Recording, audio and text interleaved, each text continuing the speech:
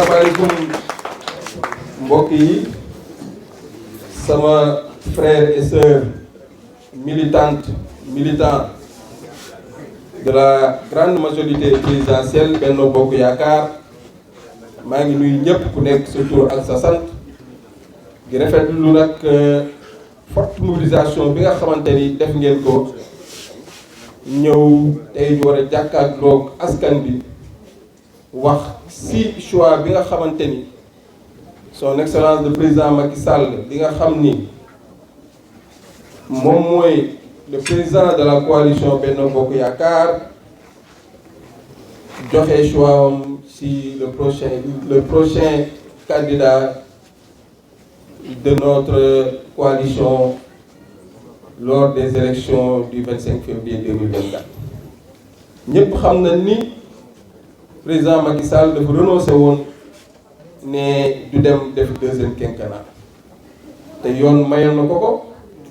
askan bi également mayoon na ko ko, ndax kenn naa tablewul ne Abdoulaye Dièye ak sa plateforme Siggi ak Macky defoon na pétition lancé des signatures pour que askan bi wax ni ba xam bëgg nañ président continuer wala déet. jàpp naa ni tey posture boobu président Macky Sall am ba tey dëkk bi dal, dëkk bi nekk ci jàmm, moo tax ma ni man sama gëm-gëm moo doon président rek moom la ñuy topp. choix mooy suñu choix, bëgg-bëggam mooy suñu bëgg-bëgg, ndax ñëpp xam nañ ni lu bu ñuy wax loyauté, engagement, fidélité ak dynamisme am na ci ñun, am na ci bépp responsable bu nga xamante ni toog nga fii bokk Benno Bokk Yaakaar ànd ak son excellence le président Macky Sall. loolu tey jotaay bi la koy wane, ndax jotaay bi jàpp naa ni képp kuy membre de la majorité présidentielle ñëw nga répondre à ce communiqué. day wane ni Thiès, la coalition Benno Bokk Yaakaar est bien représentée, ndax ñu toog fii yëpp benn gëm-gëm la ñu am, benn vision la ñu am, mooy accompagner la vision de son excellence le président Macky Sall. ñëpp nag am nañ li ñuy wax discipline de parti, ndax bi président Macky Sall tànnee ñun ñëpp dañoo ànd si tànn bi nga xamante ni ba ma ko doon def aussi def na ko dans les règles de l'art, ndax tëbul rek joxe candidat, ndax ku xam président Macky Sall xam nga c'est un démocrate, c'est un républicain, mais également nit koo xam lu muy def da ciy boole ñëpp, day def une démarche inclusive. donc nag loolu mu def toog ay semaines pour xool kan mooy le meilleur profil pour la continuité de l'émergence. suñu doyen Brin wax na ko sànq, dafa am 4 points yoo xamante ni moom la ñu tànnee candidat bi, te man mii di président Abdoulaye Dièye directeur général de l'AIBD li ma si gën a jàpp mooy la continuité du plan Sénégal émergent. parce que ñun nag président Macky Sall dañ ko topp ak programme bi ñu gis li mu réalisé mu nekk lu am solo sur le plan international. kenn mënatul wax leadership te doo citer son excellence le président Macky Sall muy référence si ñun tey amuñu kenn koo xamante ni moom la ñu war a xool ci exemple sur le plan international, sur le plan national ku dul son excellence le président Macky Sall. donc nag di wax ni tànn bii mu tànn def na ko ci xel mu dal, mais également def na ko ci yaatal, ba tax tey mu jël décision tànn le premier ministre Amadou Ba pour mu mën a jiite suñu coalition Benno Bokk Yaakaar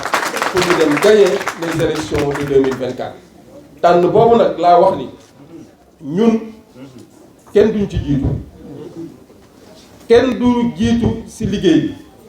bi nag du dara lu dul booloo d'abord, ndax booloo mooy doole. j'appelle à l'unité à tous ceux qui se réclament un jour que Macky Sall a été ton président de la République. képp koo xamante ni jàpp nga ni Macky Sall nga gëm, tey bu tànnee ni ñëpp ñëw ñu àndandoo booloo accompagner ki nga xamante ni moom lañu jiital, ndax nag c'est l'heure des grands ensembles. la coalition Benno Bokk Yaakaar moo nekk coalition bi nga xamante ni moo gën a yàgg ci coalition yi mës a am fii ci Sénégal yëpp te nag du coalition boo xamante ni mës na ñàkk ay élection donc nag tey maa ngi lancé un appel à mes frères et sœurs de la coalition Benno Bokk Yaakaar Thiès parce que ñun nag bu ñuy wax Thiès moo tax mu ñuy wax ndax Thiès la ñu am Thiès la ñu gëm lépp lu ñu am Thiès lañu ko bëgg a indi te président Macky Sall a beaucoup fait pour Thiès def na ko ci ay doomu Thiès def na ko ci biir dëkk bi def na ko ci infrastructure def na ko ci santé def na ko ci éducation def na ko ci domaine yépp yoo xamante ni jàpp nañ ni Sénégal mu ngi jëm ci yoonu développement donc nag di wax ni nos frères et sœurs l'heure est à l'union des cœurs l'heure est à la synergie des forces boole suñu xel boole suñu xalaat toog nag waxtaan ci biir néeg bu ñu waxtaanee ci biir néeg nag comme ni ko sama sœur honorable Maïmouna Sène waxee mooy wàcc ci terrain bi ndax kat ñëpp naataable wu ñu woon sama pétition ba ma defoon 1 million de signatures bëgg naa ñu traduire ko en acte mu nekk ay électeurs yoo xamante ni on va gagner incha allah au premier tour une élection de 2024 avec notre candidat le premier ministre Amadou Ba. te loolu nag pour ñu def ko du ay mbumbaay du ay xalaat yu bari parce que toog ci bureau yi di réunion je pense que ni li ko ëpp mooy wàcc ci terrain def ay porte à porte def ay visite de proximité sensibiliser jeunesse yi wax ak jigéen ñi parce que jàpp naa ni tey kenn mënul wax gagner élection fii ci Sénégal particulièrement fii ci Thiès te waxoo ak jigéen ñi moo tax maa ngi remercier bu baax cette forte présence des femmes yi nga xamante ni li leen ñor mooy développement te nag jigéen lu mu ànd jàpp naa ni loolu day am ndam mais également di lancer un appel à la jeunesse de Benno Bokk Yaakaar des jeunes dévoués des jeunes engagés mais également des jeunes loyaux parce que fii jeune boo fi gis rek engagement gëm président de la République Macky Sall moo tax nga taxaw donc nous devons être cette fer de lance pour remporter ces élections de 2024 donc je lance encore un appel et j'invite tout le monde à être unis à se mobiliser autour d'un cadre unitaire parce que également li may wax mooy benn lam du yëngal man tey bu ma jógee ni dama bëgg a nekk locomotive su ma amul ay fagot yu ma tiré je pense que ni li nekk sama gannaaw bu ma yokk a yàpp du ma ci mën a yegg donc jàpp naa ni jël naa engagement nekk locomotive bi ñu àndandoo liggéey mais nag yaatal seeti ñëpp wax ak ñëpp tous les responsables yi nga xamante ni bokk nañ Benno Bokk Yaakaar ñëw ñu taxaw autour d'un cadre def ay réflexion parce que mbir mi nag ay réflexion la teg ay stratégie yoo xamante ni moom la ñuy demee ci askan bi wax ak ñoom ndax nag ñëpp xam nañ ni élection yi du nekk élection yi yomb ce sera un tournant décisif pour l'avenir de notre pays ndaxte président Macky Sall liggéey na fi loo xamante ni waruñu ko bàyyi muy naxasaay jàpp naa ni candidat bi nga xamante ni tey moom lañ fi teg di premier ministre Amadou Ba jàpp naa ni bu dee 80% président Macky Sall liggéeyal na ko ba pare donc nag tey moom dafa ñëw pour la continuité mais également dafa ñëw pour renforcer liggéey bi nga xamante ni moom la président Macky Sall teg te jàpp nañ ni ci xarañteem ci expérience am ci poste yi nga xamante ni occupé na ko fii ci Sénégal kenn naatablewul ni Amadou Ba war na répondre na critères yooyu pour mën a yeggale liggéey bi nga xamante ni moom le président Macky Sall sumb donc ñun waa Thiès nous les responsables de la coalition Benno Bokk Yaakaar du ma wax sax responsable je dirais militante et militant parce que ñun ñëpp benn cause lañu am mooy aller à l'assaut de la présidentielle de 2024 mooy gagné ko au premier tour et jàpp naa ne bu ñu àndoo booloo liggéey gëm li ñuy gëm dinañ dem gagné élection yi au premier tour teg ko ci loxo nag son excellence le président Macky Sall ndax tey choix am moo tax ñu toog fii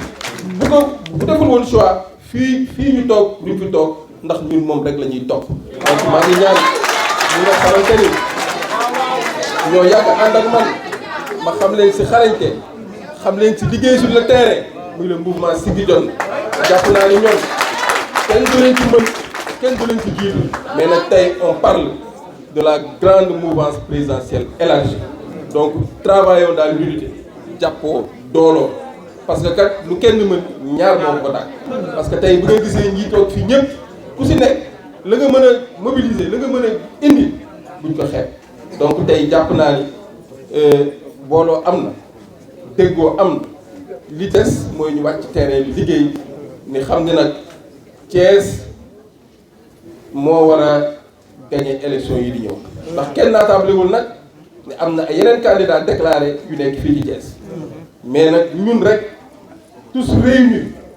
c'est sûr que on va gagner les élections au premier tour donc ma koy di sant bu baax di leen gërëm di kontaan su may lim du ma jeexal mais dama ci simple rek suñu doyen Brin su ma ko santee gërëm ko nuyu naa mag ñi fi nekk ñëpp bu ma jëlee Adja Marème Diop Sylla nuyu naa jigéen ñi fi nekk ñëpp su ma jëlee Farba nuyu naa jeunes yi fi nekk ñëpp mais nag beral na yow spécialement les femmes jàmbaar madame